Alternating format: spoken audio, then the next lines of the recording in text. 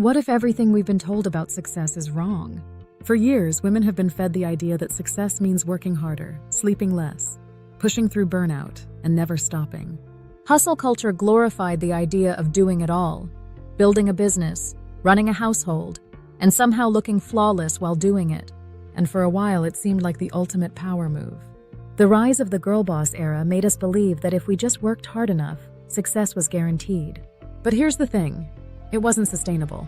Behind the picture-perfect Instagram posts and the motivational quotes, burnout was lurking. Women were exhausted, overworked, and questioning if this version of success was even worth it. And slowly a shift began.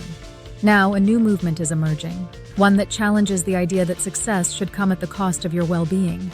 What if real success isn't about grinding 24/7, but about building something meaningful without sacrificing yourself in the process? Let's talk about it. The rise and fall of the girl boss era. Not too long ago, the term girl boss was everywhere. It was more than just a hashtag, it was a movement. Women were stepping into entrepreneurship, breaking glass ceilings, and proving they could hustle just as hard, if not harder, than anyone else. It felt empowering, like a new era where success was finally in our hands. And for a while, it worked. The message was clear: work hard, push through, never slow down, and eventually, you'll make it. Social media flooded us with stories of women building million-dollar brands from scratch, waking up at 5 a.m., drinking green juice, and making six figures before lunch. It was inspiring, at least on the surface. But behind all the motivational quotes and aesthetic office setups, cracks started to form. The pressure to constantly be on was suffocating. The expectation to grind nonstop left little room for rest, joy, or even basic self-care. Hustle culture made it seem like success was only for the women willing to sacrifice everything. Sleep, relationships, even their mental health. And then something shifted. Women started speaking out. Entrepreneurs who once glorified the grind admitted they were burned out, miserable, and questioning if it was all worth it.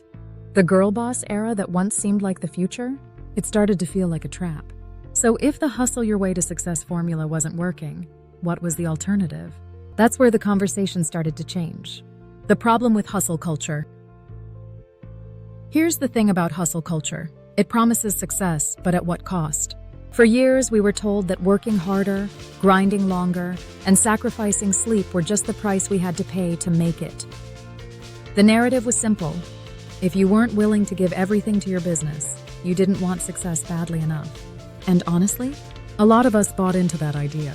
We wore exhaustion like a badge of honor, bragged about running on 4 hours of sleep, felt guilty for taking breaks. Hustle culture had us believing that self-care was a luxury and that rest was something we'd earn once we hit a certain income goal. But let's be real, where did that get us? Burnout, anxiety, the feeling that no matter how much we accomplish, it's never enough. Studies have shown that chronic stress and overworking don't actually make us more productive. They do the opposite. Creativity plummets. Decision-making suffers, and eventually, our bodies and minds force us to slow down, whether we want to or not. And here's what makes it even worse. When success is tied to constant achievement, slowing down feels like failure. The second we take a break, we start questioning ourselves. Am I falling behind? Am I not doing enough? That's the toxic cycle of hustle culture. It convinces us that the only way to be successful is to push through exhaustion, until we physically can't anymore. But as more women started recognizing the damage it was causing, a new conversation began. One that asked, what if success didn't have to look like this? And that's where everything started to shift. The shift towards sustainable success. At some point, women started asking a different question. What if success didn't have to feel like suffering? The old definition of ambition, working yourself to exhaustion, saying yes to everything, constantly pushing for the next milestone, wasn't working. Women were burned out, drained, and wondering if this was really what they had worked so hard for. And that's when the shift began. Instead of chasing endless hustle, more women started redefining success on their terms. Success wasn't just about revenue or titles anymore. It was about freedom. The freedom to set boundaries. The freedom to build a business that fit into their lives, not the other way around. This is where we saw the rise of slow entrepreneurship, intentional business models, and a rejection of the always-on mentality. Women started prioritizing sustainable success. Success that didn't come at the cost of their health, relationships, or sanity. And guess what? It worked. Some of the most successful women entrepreneurs today aren't the ones grinding 24/7. They're the ones who figured out how to create impact without burnout. They learned to delegate, set clear priorities, and let go of the idea that they had to do it all the time. The real power move isn't burning yourself out for success. It's designing a life where success and well-being coexist. And the best part? It's not just about work. This shift is reshaping everything, from how we measure success to how we live our everyday lives, balancing ambition with mental health. Let's be honest.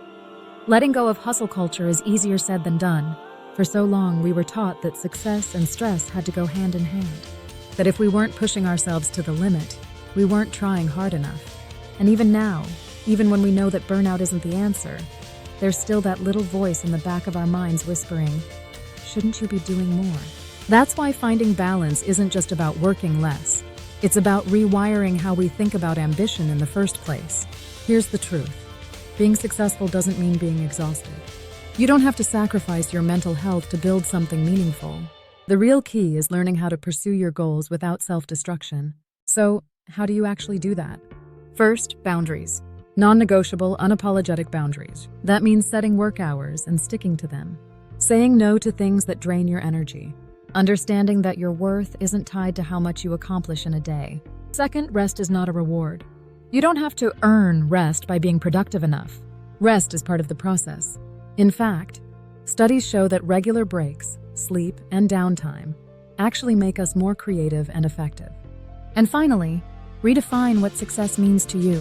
If your definition of success is just checking off milestones and hitting revenue goals, you'll always feel like you're chasing something. But if success also includes things like happiness, peace of mind, and time for yourself, that's when you actually start living instead of just working. Because at the end of the day, what's the point of success if you're too exhausted to enjoy it? And this is where things get really interesting. Because this shift in mindset isn't just about work. It's about creating an entirely different way of living. The new definition of success. So, if the old version of success, non-stop hustle, sleepless nights, and constant pressure, wasn't working, what does success actually look like now? For a lot of women, the answer is simple. Success is freedom. Not just financial freedom, but freedom of time, freedom to create, freedom to rest without guilt. It's the ability to build something meaningful without feeling like you're running on empty every single day. It's about having a business that works for you, not a business that owns you. And more importantly, it's about success that actually feels good. Think about it. What's the point of reaching a certain income level if you're miserable when you get there? If you're constantly stressed, drained, and disconnected from the things that matter to you? That's why more women are choosing a different path. They're building businesses that align with their values, not just their bank accounts. They're choosing impact over endless growth, focusing on businesses that bring purpose, not just profit. And this shift isn't just happening in entrepreneurship, it's happening everywhere. More people are walking away from high-stress careers in favor of ones that offer balance. More companies are embracing remote work and flexible schedules.